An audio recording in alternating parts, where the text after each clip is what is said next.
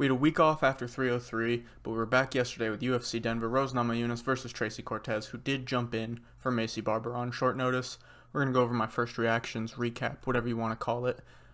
It was a decent card. There were some really, really good fights, and then definitely some stinkers as well. I'll just start at the bottom and go up as I always do. Kicking it off, Evan Elder versus Darius Flowers. This went just about how I think most people predicted it would. It was, to be honest, I don't normally like to trash the fighters after. It's just not something I normally do, but it was embarrassing from Darius Flowers coming in like that, knowing you had no cardio after 3 minutes, and I know he knew that because we've seen him death gas in other fights where he's not at super elevation. So he comes in, does that, is talking crazy shit in the first round, doing all this showboating while he's getting beat up, gets taken down in the second round, choked out. Well deserved for Evan Elder. Absolutely embarrassing from Darius Flowers in my opinion. I don't mind, there are dudes who do the cocky showboaty stuff in the cage. That's totally cool. No problems with that. You need to have at least one win in the UFC to be able to do it. That's a requirement. And you need to know you're well equipped to fight for at least one full round. 3 minutes is a little short for me, but there should be some standards in there. It is what it is, though. Again, embarrassing, but whatever. Next up, this fight was a stinker. So the last one, we at least got to finish, but this next fight was a stinker. Josh Fremd versus Andre Petroski. Josh Fremd is a weird case. Dude got, obviously out-grappled by Fluffy. That's no surprise, but not submitted by Fluffy. In his next fight, submitted by Trayshawn Gore, and now coming up against another primary grappler, doesn't get submitted, but got humped on the ground for 3 rounds. Literally had nothing for Petroski off his back. He had a little bit of a barrage in the third round that looked like some of the shots were landing and that could be trouble for Petroski, but in the end, he got it back to the ground, and 30-27s all across the board. It was really easy to predict. Next up, Luana Santos, Maria Agapova. Again, this is what I thought it was going to be. Maria Agapova has always been a fun fighter. She gets into a firefight, but she's another one who's got about a round of cardio, and then she death gasses, so if she can't get you out early, it's a rough night for her. But also, I'm not going to go into details. It's not what I want to talk about, but there's a whole bunch of stuff outside of fighting surrounding her life right now that is all over Twitter somehow, which is unfortunate, but it is what it is. Seeing all that stuff, it's unfortunate, but we kind of knew this was going to happen. Next up, insane knockout. Montel Jackson sleeping Damon Blackshear with his first 2 punches he threw, something like that. 18-second knockout. I picked Damon Blackshear in that one, but I'm not going to call it a bad pick, I would say, because we saw 18 seconds, nothing happened. Damon Blackshear threw 1 strike. 18 seconds of fighting. I liked the grappling from Damon Blackshear. We'd seen Montel Jackson's 2 losses in the UFC, Brett Johns and Ricky Simone, I believe. Both guys who are going to go out there and grapple. I thought the game plan was there for Blackshear. He's been in Thailand too, working on Muay Thai. Obviously, pads don't mean much, but he definitely looking crispy, improved, and his striking has improved each fight. Good fight against Mario Bautista, who is now in the rankings. That's even though he lost, some people thought he won. Regardless, a good fight, good outcome for him in a loss.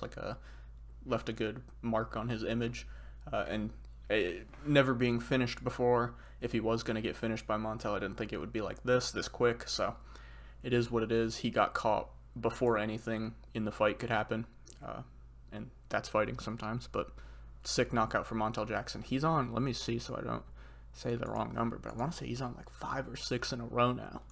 Let's see. Jesse Strader, JP Buys, Julio Arce, Ronnie Yaya, Damon Blackshear. So we're on 5 in a row now. Before that, the loss to Brett Johns that I was talking about, 3 in a row, and then his debut versus Ricky Simone. He didn't win. And obviously some of these opponents on this streak, Jesse Strader, JP Buys, Ronnie Yaya, he should beat those guys, but you've got to beat those guys to build up to to get a ranked fight. He's taken on some tougher guys more recently. Julio Arce, now Damon Blackshear. That's a good win. He'll be looking to hopefully get a ranked fight soon, at least get a chance. He's probably been deserving for a bit now, but he's just so inactive. It's hard to get him in there because then he'll sit for a year and other guys have passed him up or gotten the shot while he's been out. I don't know. But hopefully we can see him in the cage often and he can get a ranked shot because definitely deserved at this point. Next up, Jassidavicius, I always say that wrong, and Fatima Klein, her debut. This was not supposed to be the matchup. I can't remember who Jassidavicius was supposed to be fighting off the top of. I guess I could check. Let's see who she was supposed to be in there with. Viviane Araújo. That's right, Viviane Araújo. Fatima Klein takes the opportunity on short notice. She was probably going to get the call to Contender Series or just a debut shot in the UFC at some point here pretty soon. She's definitely one of the higher rated women's prospects, but she takes this on super short notice, up a weight class, and she's not a particularly big girl anyway, so definitely she's got the skills. I'm very interested to see her at her own weight class, but in this fight she was just outsized, outstrengthed. Jassidavicius went 4 for 6 on takedowns, almost 8 minutes of control time. It was just a tough debut, tough getting thrown to a ranked opponent immediately. Obviously, you got to take your chances when they come, but for me, it's not really a knock on Klein. Again, up a weight class, short notice, and she got out-muscled. Unfortunate, but I want to see her at her own weight class before we start judging. And then the final prelim fight, crazy. Super unpredicted on my side. Just something I doubt most people saw it happening, especially after how the fight was looking. Joshua Van, Charles Johnson. I had it going into that third round, Joshua Van up 2-0, but the first round was so close, I wouldn't have been mad at people saying 1-1. Obviously, there were people that scored at 1-1 going into that third round. Obviously, Josh Van was in the center of the cage for most of it, walking down Charles Johnson. There's cage control right there. He was landing the more effective shots, in my opinion. He only landed 18 less total strikes than Charles Johnson, and the whole narrative for Charles Johnson winning the rounds was output. But the strikes that Van did land, again, only 18 less total strikes. But they were much more impactful up until that one in the third round, obviously, from Charles Johnson. So I had a 2-0. Wouldn't be mad at 1-1. I thought 2 was pretty easily Van, and then 1 was very close. I sided Van. It was a toss-up, though. And then we get to that third round. Charles Johnson clips him like right behind the ear or something and gets his equilibrium off and then hits him with a disgusting uppercut. Puts him down, gets off like one shot of ground and pound. The ref was running over already to stop it. Sick comeback from Charles Johnson. Again, to be honest, you can't even call it a comeback. I kept saying comeback because I thought he was losing, but one ref had it 2-0 Van, one ref had it 2-0 Johnson, one ref had it 1-1. So it really just depended on that third round and that one ref, because the other two were already sorted unless there was a 10-8 or something, but unlikely. Joshua Van's 22 years old. This was obviously Charles Johnson's no pushover. He's had a very up and down UFC career, but obviously right now this is his high in the UFC. He's on a great run right now. Obviously got momentum rolling. I think he's 3-0 in 2024 alone on a 3-fight win streak, all those wins this year. And I wouldn't be surprised if we saw him at least one more time this year. He'll definitely be a guy that they'll be looking at to maybe one more fight and you get a ranked shot after that, or somebody falls out, he gets jumped in for that ranked shot, or he just gets one from a dude falling out. Like I think David Dvorak is still ranked somehow. I could totally see them doing like Charles Johnson versus Dvorak. And again, like I said, Joshua Van, 22 years old, obviously still improving. Very, I don't want to say raw, but there are things he can still work on, while you can obviously see the skill he has. He's gonna definitely keep getting wins in the UFC. First setback in the UFC. It happens. He's young. He'll get over it. Can't wait to see them both again, though, because both very great run for Charles Johnson right now and very promising future for Van. Next up, first fight of the main card, Abdulrazak Al-Hassan, Cody Brundage.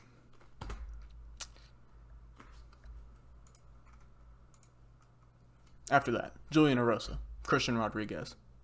This was a sick submission from Julian Erosa. These guys came out in the first round and were honestly just slinging. Like, they were just throwing hooks at each other, trading. It was sick.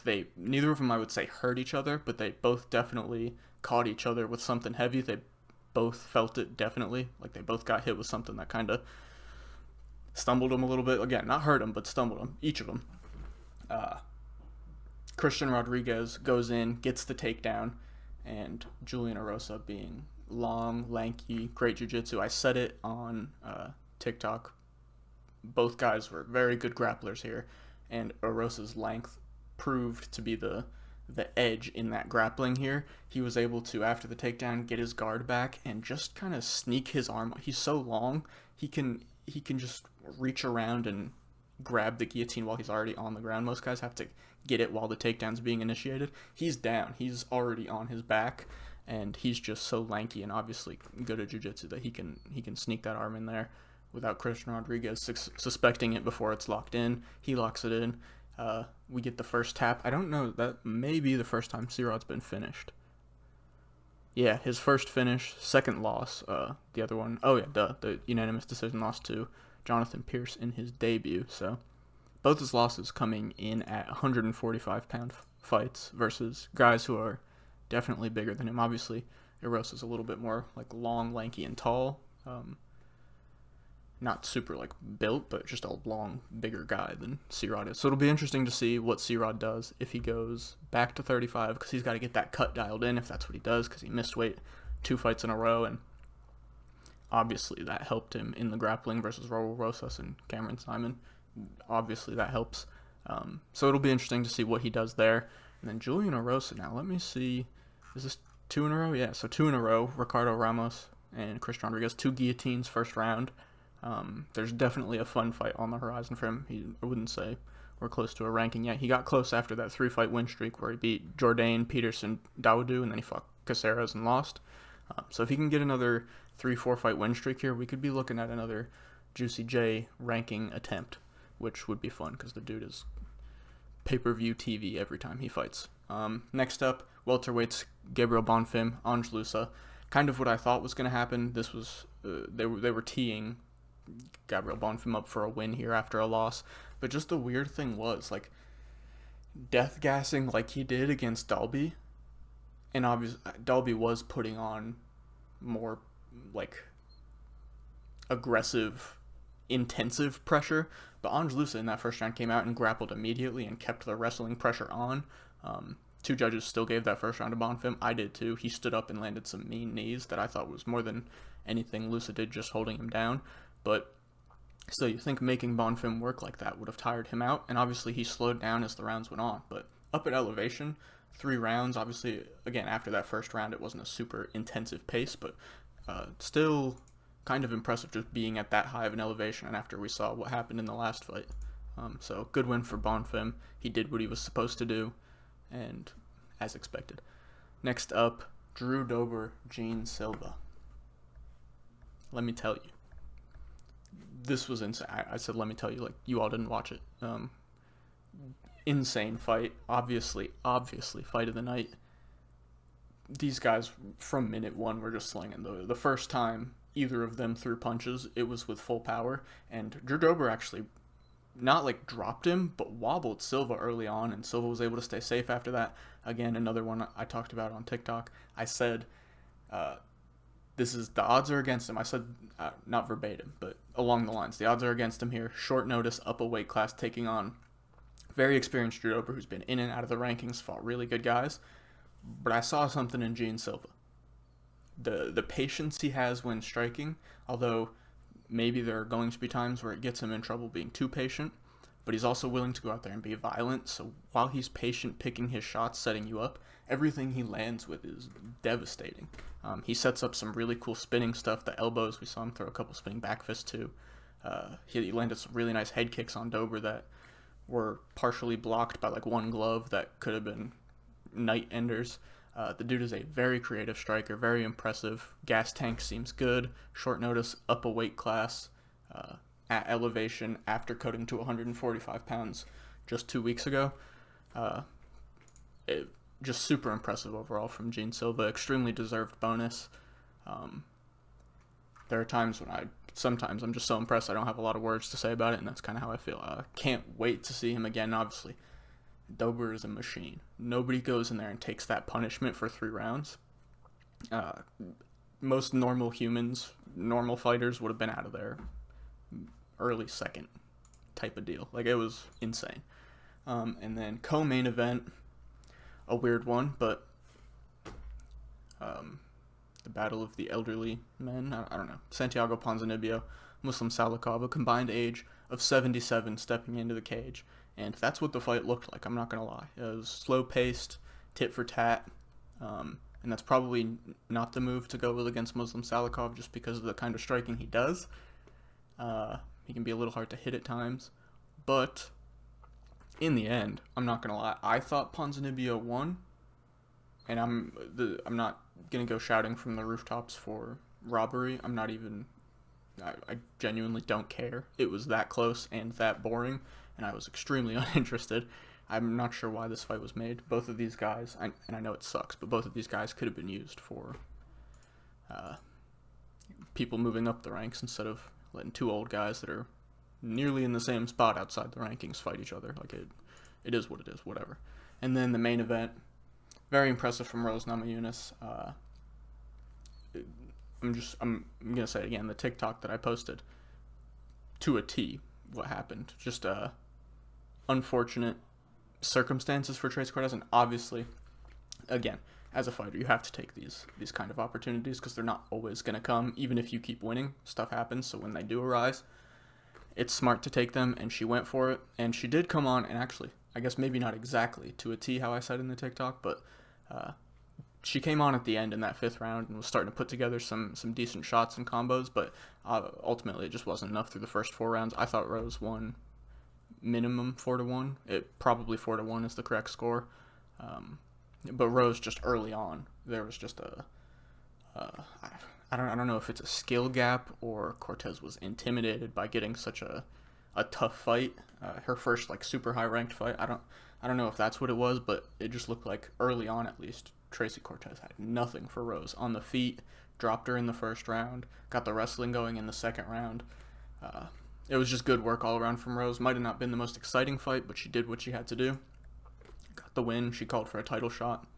I don't know. It'll be interesting to see what they do with her next. I can't remember what the rankings are off the top of my head. I'll look at that when I do an unranked rankings video, an idea that I came up with a little bit ago. We'll talk about that maybe tomorrow or Wednesday, and then also the actual matchmaking video I'll do.